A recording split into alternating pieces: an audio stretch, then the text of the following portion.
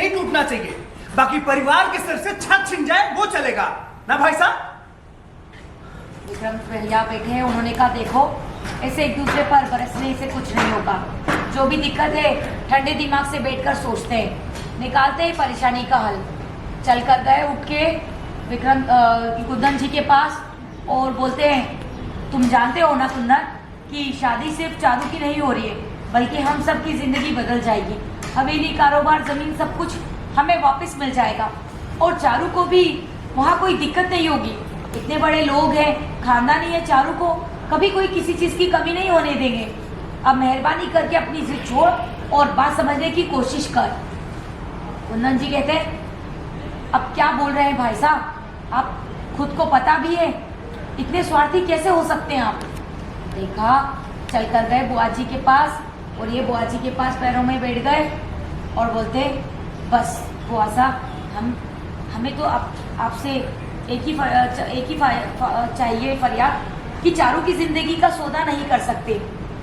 आप तो इतनी समझदार है, आप ही बताइए क्या आपको ये लड़का चारू के लिए ठीक लग रहा?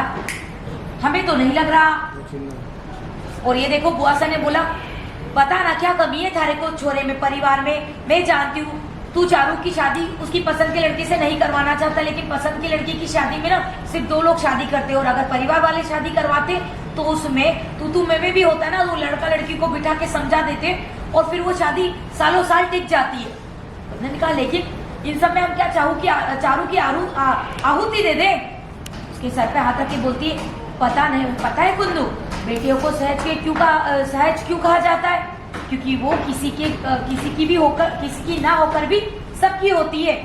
वो कर्तव्य निभाना पड़ता है, दुनिया में हर किसी के लिए सब कुछ करना पड़ता है, उन्हें कुर्बानी देनी पड़ती, घर परिवार इज्जत सब के लिए लड़ना पड़ता है। जो मैंने थारे लिए किया था अब चारू भी वही करेगी, उनको अपना कर्तव्य निभाएगी और अपने परिवार की इज्जत मान सम्मान सबको बनाए रखेगी, और इससे हमें जमीन ज्यादा सब मिल जाएगा और ठाकुर परिवार का मान समाज में भी बना रहेगा।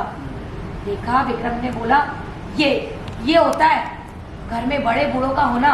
बिल्कुल सही कहा आपने बुआ साहब, मैं आपकी बात से पूरी तरह से सहमत हूँ।